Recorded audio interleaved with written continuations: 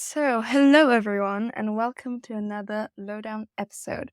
Today, we are celebrating International Women's Day and the relaunch of the EUJS Women's Network. On this occasion, we have a very special guest with us. I'm Judith Offenberg, and I will be your host for this episode. It is a privilege to be joined today by Shahrzad Osterer. Shahrzad is a Jewish Iranian woman born in Tehran in 1984, right in the middle of the Iran-Iraq War. She grew up there and moved to Germany at age 20. She became a journalist and now works for the Bavarian Broadcasting Corporation and other media outlets. In addition to her work in journalism, she is a presenter, podcaster, and writer known for speaking about the struggle in Iran, women's rights, and antisemitism. Shahrzad, thank you for speaking with us today. Thank you for having me. So, my first question to you is regarding your upbringing in Iran. What can you tell us about what it was like to be a young woman in Tehran, and how has that changed today? I grew up in a very liberal family, very open-minded, a very happy family. I remember my childhood was a very beautiful one, running around in our garden, being surrounded by a very big family and being in the nature in the mountains, a very carefree childhood. And it ended, or it didn't end, but it changed as I went to school.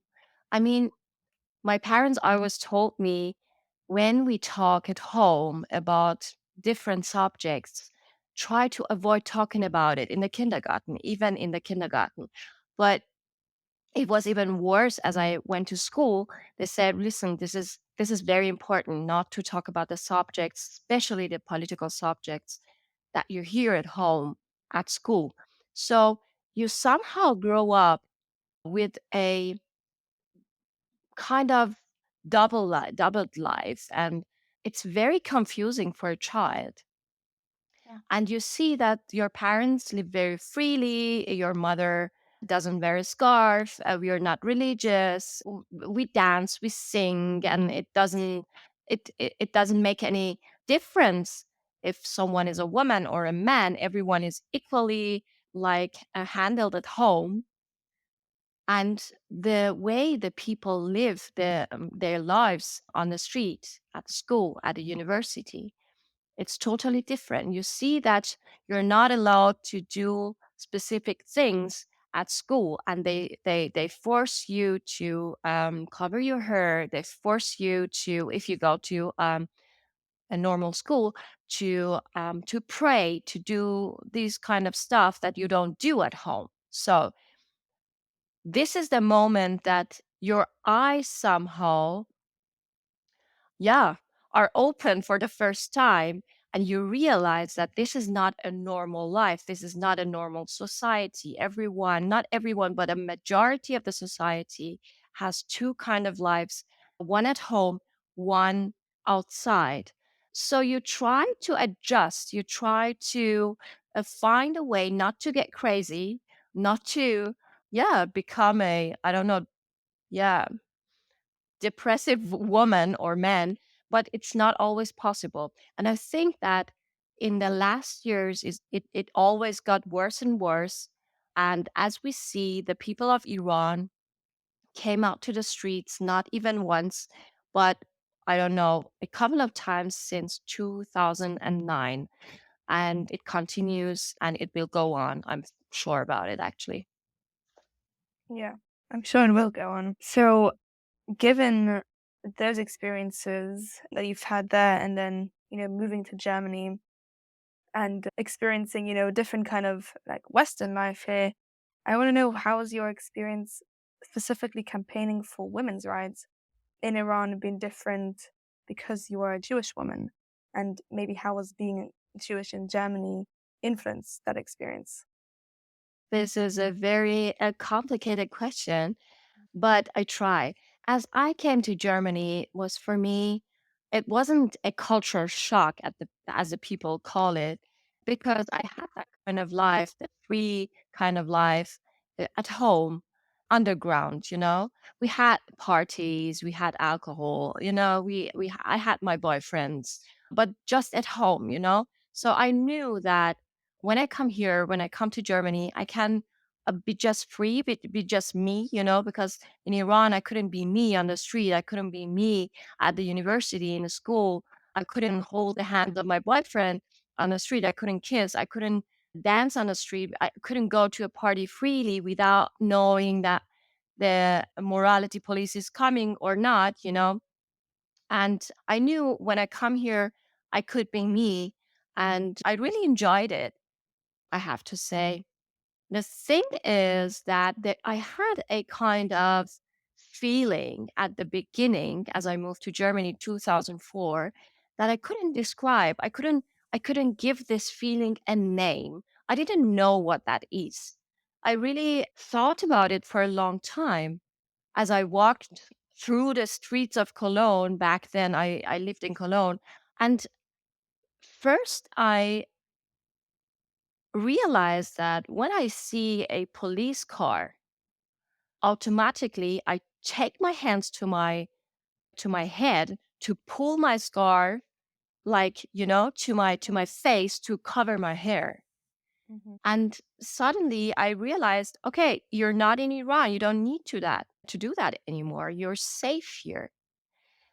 And after a time, I had this feeling of security. And I didn't know about it, that this is security. This is to feel secure. This is how it feels. And it was very beautiful. And I enjoyed that for a long time, to be secure, to just move freely with the awareness of having this freedom, and no one is going to attack you. And I came back to my Jewish roots after a while in Germany, especially as I got to know my husband. So that was a new phase for me, because in Iran, the synagogues are not protected. The reason is not that it's safe to be a Jew in Iran. Of course, the society is not that anti-Semitic as here, but it's a police state. That's why they're not protected. And I didn't even think about this kind of danger for the Jewish community. So here, I went to the synagogue because I wanted to talk to a rabbi. It was 2004. It was a couple of months after I arrived in Germany. And I saw that I'm not able to go to the synagogue. I have to make an appointment. And I saw that the policemen are protecting the synagogue. And that was a new thing to me. So that was a moment of awakening for me. And that was the moment that I realized that the Jewish life is in danger in Germany, and not only in Germany, in whole Europe. I came to Germany with a very, very beautiful imagination of this society and of Europe. I thought that Germany has taken care of its history, and now they're dealt with everything, and there is no anti-Semitism and there's no racism here anymore. I thought that the LGBT community is equal to everyone else. And all of a sudden, I realized, no, this is not the case. The LGBTIQ community is not allowed to get married. They're not allowed to have children. Jews are in danger. People of color are in danger, actually. And so it was a beginning of a new journey for me. I somehow ran away from the Islamic Republic because I thought my life in Germany, as an Iranian, as a Jew, as a person of color, would be much easier. And it was much easier, but I had to struggle with new kind of stuff that I really didn't count with. It's really fascinating. It's like a new dimension to activism that unlocked. That's true, yes. So this brings me on to the next question, which is relating the October 7th, because after October 7th, we often saw Iranian freedom activists at rallies against anti-Semitism, kind of going hand in hand, the Iranian struggle and the struggle against anti-Semitism. So I was wondering, where do you see the similarities and the differences in these two fights?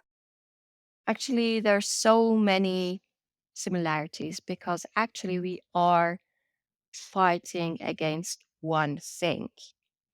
The Islamic Republic is based on two pillars. Let's say one is the systematic oppression of women, and the other thing is the hostility towards Israel and actually antisemitism, And we Iranians stood up against the Islamic Republic a couple of times in the history of this Islamic Republic, the last, let's say, 45 years.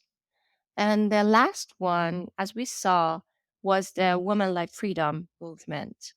The people stood up to the core of the Islamic Republic, which is also including this anti-Semitism and the hostility towards Israel and America. So the people of Iran has come to a point that they know they don't want this regime. They are fighting against its Islamistic ideology. And the Islamic Republic is the lead funder of terrorism in the Middle East, in this region. We know that they fund Hamas. We know that they fund Islamic Jihad. We know that they fund Hezbollah, and they invented Hezbollah. So the people of Iran are aware that the money that belongs to them is just going to the pockets, let's say, of Hamas, Hezbollah, of Islamic Jihad, and not only them, also other Shiite militias in the region, like Hashd al-Shabi in Iraq and other militias in Syria, Afghanistan, and the Houthis in Yemen, and so on and so forth. So this is the thing we are all fighting against, and also the people of Israel.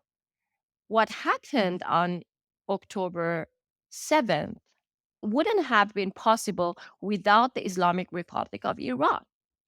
And, I was very active for this movement in Iran. I tried to talk to politicians in Germany, in Europe, and just let them know what the people of Iran demand. And I always say, if the politicians would have listened to us, the October 7th and the terror attack on Israel and its people wouldn't have happened. So the people of Iran and the people of Israel are united in their fight against the Islamistic ideology of Iran and its proxies like Hamas. And I think that this is the point that many European countries, many Western countries have to recognize that without talking about the Islamic Republic of Iran, it's not going to be possible to talk about peace in the region. I mean, we at EUJS pride ourselves not only in being young Jews, but young Europeans in general. And since the beginning of Women Life Freedom, we've wanted to further, this movement. And hearing from you, the question I ask myself is, what can young Jews and just young Europeans, students, do to further this movement and the struggle for Iranian women's freedom? Mhm.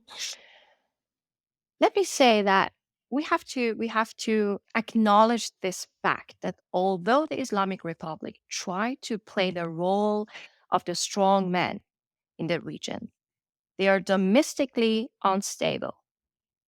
The Woman Life Freedom was the best chance to get rid of the Islamic Republic.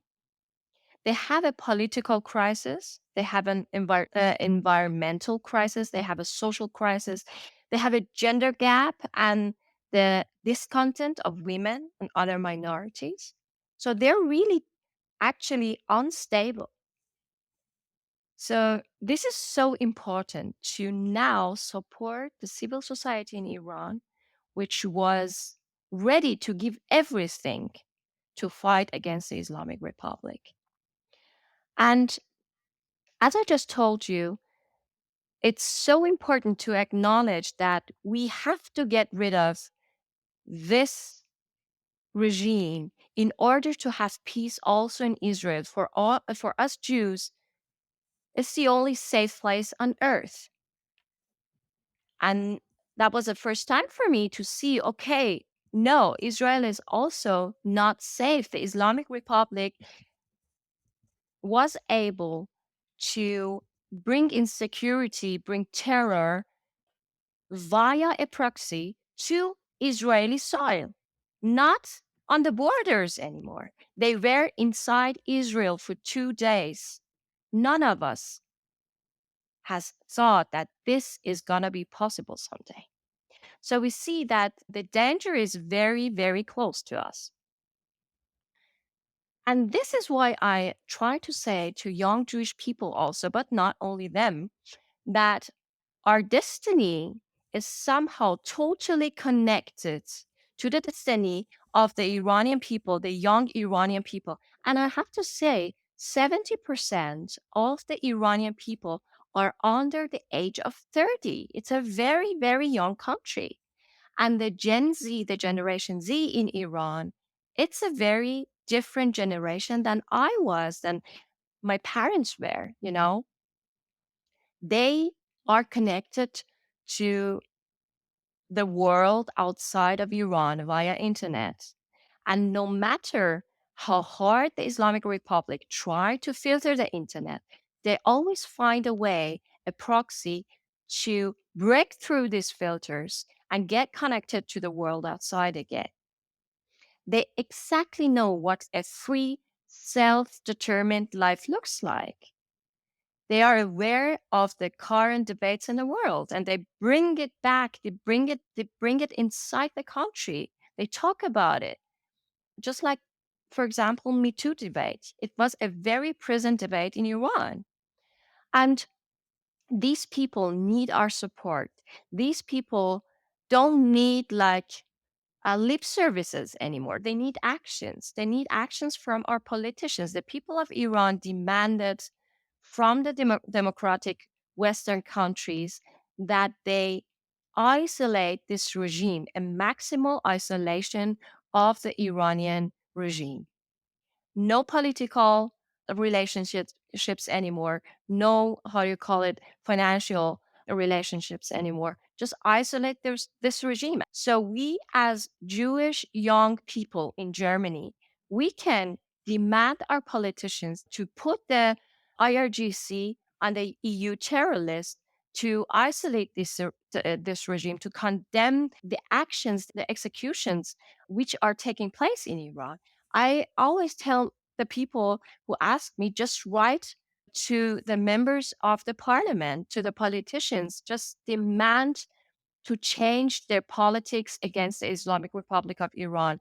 And of course, it's also important to talk about it, to bring awareness over it, to just write about it on social media and on the media. I don't know which kind of possibilities everyone has, but just don't look away. These are very important words in many contexts. And as you've mentioned, the movement was incredibly powerful, not just in Iran, but also around the world, to really, raise awareness and in a way, I think, unify the sort of feminist movement and the struggle that, women across the world are experiencing. And it made waves. And I think today, on International Women's Day, I think as Jewish women, this day has a special significance for us this year because the past few months have changed our perception of the women's rights movement. And I want to know what you think of, these organizations and the movement and how your perception has changed since then.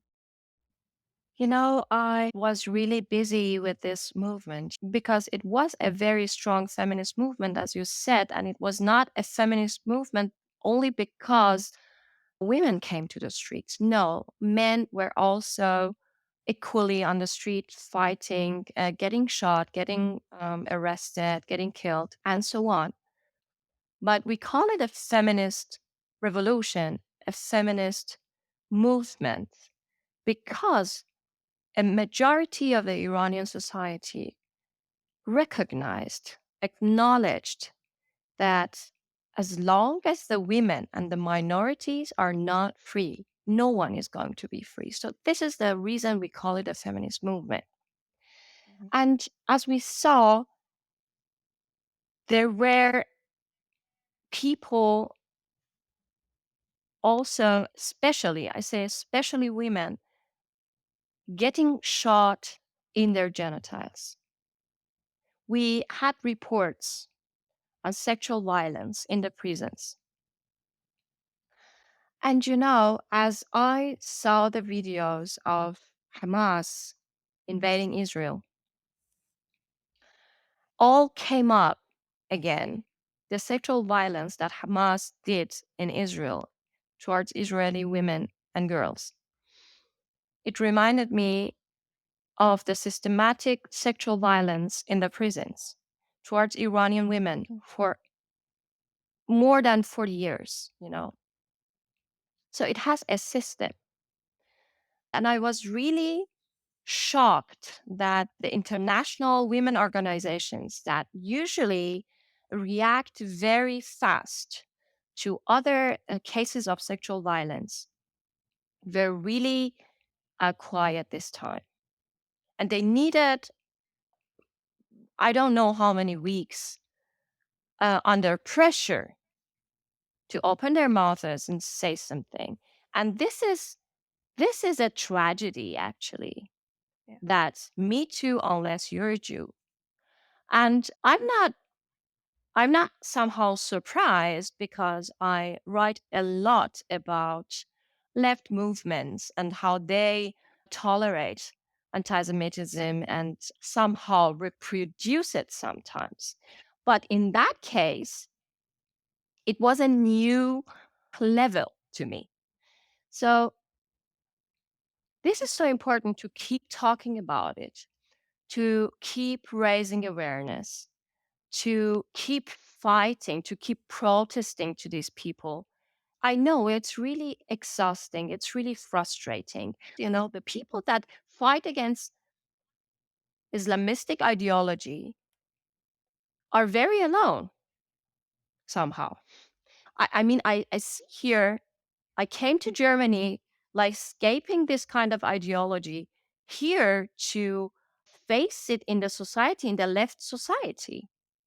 And this is what really makes me being frustrated because I never thought I would face this ideology among the leftists. So this is why it's so important to come together as Jewish women, to empower ourselves, to just be united with our allies. And I know that we are really few comparing to the international community, and we are very alone somehow.